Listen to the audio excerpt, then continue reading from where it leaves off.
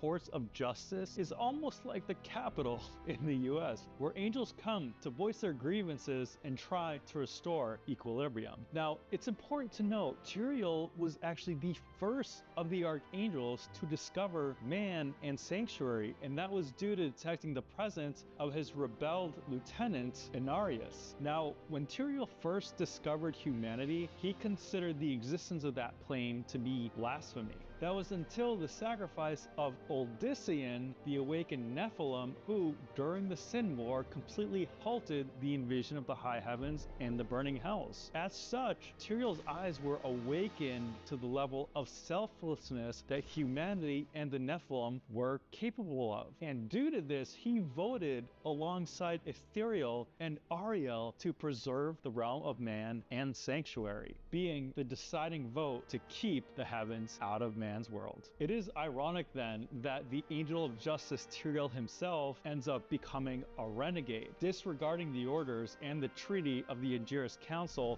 not to interfere with mankind's affairs, which he has done over and over again, to the point that he forfeited his archangel position and fell to the realm of man. Now, moving on to the fourth archangel, and that is Malthael, the archangel of wisdom. We got quite acquainted with him in Diablo 3's expansion, the Reaper of Souls, but let's talk a little bit about his origin before we talk about how he turned bad. Malthael, the angel of wisdom, was always that really smart introvert in the room who didn't do a lot of talking. His wisdom comes from the fact that he is able to see the threads that connect all things, and in his realm in heaven called the pools of wisdom, there are wells that when peered into, the angel can see all simultaneous emotions of all beings in the universe at that moment. He derives his insight from a vessel called Chaldar, the chalice of wisdom, which is believed to be filled from those pools in the pools of wisdom. Now, it is said that upon Sanctuary's creation, Malthael's mood seriously fouled. Although he is an intellect and an introvert who doesn't say much, when he does speak in the Angiris Council, all pause to listen. And although he is slow to anger, he is quite the combatant in the eternal conflict, known to be able to deflect enemy attacks with the slightest use of force. Now, it is troubling to hear that when the World Stone was destroyed by Turiel's doing, Malthael disappeared completely from the high heavens until the end of Diablo 3, where he arose in Sanctuary, not as the Angel of Wisdom, but as the Angel of Death. What bothered him about humanity and the Nephilim is that he saw the half-demonic portion in them and considered them as impure. Also, being the Angel of Wisdom, he knew the machinations of the burning hells and that they wanted to use the Nephilim to gain an advantage over the high heavens. Upon attacking Sanctuary and stealing the Black Soul Stone, Malthael, now the Angel of Death, wiped out close to 90% of all of humanity, leaving to the shattered, hopeless world that we experience in Diablo 4. But now, what's interesting though, is regardless of him considering humanity and the Nephilim to be impure, when a vote was made by the archangels, he chose to remain neutral, not voting for their destruction or to be preserved. Last but certainly not least is the leader of the Angiris Council himself, and that is Imperius, the Archangel of Valor. Known to be the combat general of the high heavens, he commands the angelic host into combat against the burning hells. In fact, it is said that his prowess in combat is a giant morale boost and motivating for the angelic host in combat against the burning hells. It is said that using his spear, Solaris, which he summons from light, he once felled so many demons in a battle against the burning hells that rivers of blood flowed through all 7 of their domains. Imperius' sanctum in heaven is called the Halls of Valor, where he strategizes for future battles against the burning hells and trains his warriors for battle readiness. Also, his hall is adorned with his myriad of different trophies attained during conflicts against the burning hells. When it comes to attacks, he's known to spearhead the attack and the defense of the high heavens, always being the first to meet his opponents in front of the diamond gates. Now, during the vote of whether or not Sanctuary sanctuary should be preserved and left alone, Imperius was the only one of the 5 angels that chose to destroy sanctuary. As a result of this treaty, both the heavens and the hells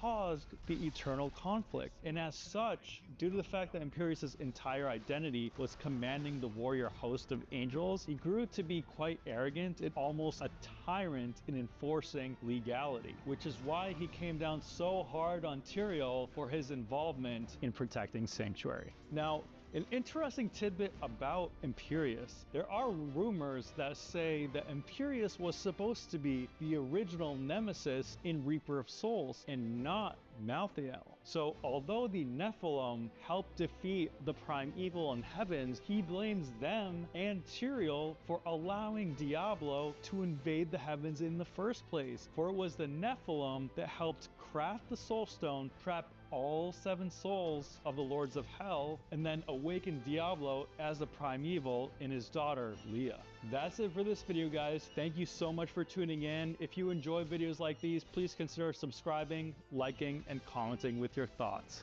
Thank you. In the beginning there was only Anu, a primordial being who embodied all things within himself, good and evil, light and darkness, matter and energy, joy and sorrow, unity. Anu desired to rid himself of the corrupting evil within.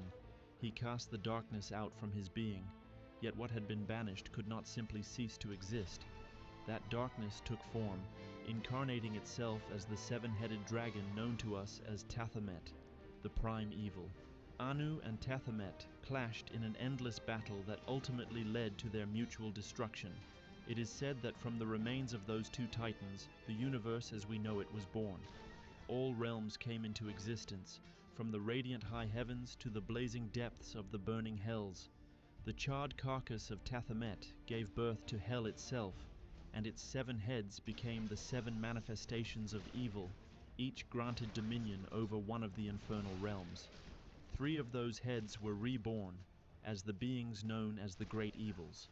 The 3 brothers, Mephisto, the lord of hatred, cunning and calculating, father of Lucion and Lilith, the future mother of sanctuary, Baal, the lord of destruction, and Diablo, the lord of terror. As Deckard Cain once wrote, "So long as mankind fears the darkness, Diablo shall remain the most insidious and powerful of all the evils." The 4 lesser heads became the lesser evils. Despite their title, the threat they pose to the people of Sanctuary is no less terrible. To underestimate them is to invite annihilation. Belial, the Lord of Lies, weaver of vile webs of deception, he shrouds the world in darkness and turns entire nations against one another. Duriel, the Lord of Pain, who revels in the cacophony of those suffering physical torment. The agonies he inflicts are infamous even among demonkind. Andariel, the Maiden of Anguish. Yet while Duriel delights in physical pain, Andariel feasts upon the torment of mind and soul. Asmodan, the Lord of Sin, a master manipulator and supreme tempter, drawn to vice in all its forms. The hordes of demons that poured forth from Tathamet's corpse, ravenous, wrathful monstrosities, embody the hideous essence of their progenitor. The number of demons within the burning hells is beyond reckoning. At the heart of the heavens stands the crystal arch. It is said to have formed from the spine of Anu himself. Whenever it resonates in perfect harmony, an angel is born, an embodiment of one of the virtues that once existed within Anu. The purest among them ascend as archangels, and 5 rows above all others, leading the hosts of light. Imperius, the Archangel of Valor, a brilliant tactician who led the heavenly armies into battle against the servants of hell. Yet his pride brought forth unimaginable devastation. Tyrael, former Archangel of Justice, who alone among many of his brethren always stood beside humanity. Without his aid, Sanctuary would long ago have fallen into darkness. Inarius, creator of Sanctuary, once subordinate to Tyrael. Auriel, the Archangel of Hope. She is the glimmer of light within a brighter future. Auriel sees a spark of goodness in all things, and despite this compassion, she remained a fierce warrior of heaven, striking down those who spread despair and darkness just as relentlessly as her brethren. Ithrael, the archangel of fate, gazing into the tangled web of time and destiny itself. Yet even for him, humanity's future remains veiled in impenetrable mystery, and the reason lies in the unnatural origins of mankind itself. Malthael, the archangel of wisdom. There was once a time when he cherished all life. These 5 archangels formed the Anguirus Council. Together they ruled the high heavens in harmony, until one day Malthael abandoned heaven, and with his departure, the unity of the council began to fracture. Alongside the heavens and the hells, another realm came into being. At the place where Anu and Tathamet dealt mortal wounds to one another, reality itself was torn open by a gaping scar, and the world known as Pandemonium was born. Within it rested the World Stone, the heart of creation, an artifact of unimaginable power, vast as a mountain, capable of creating worlds, or annihilating them in an instant.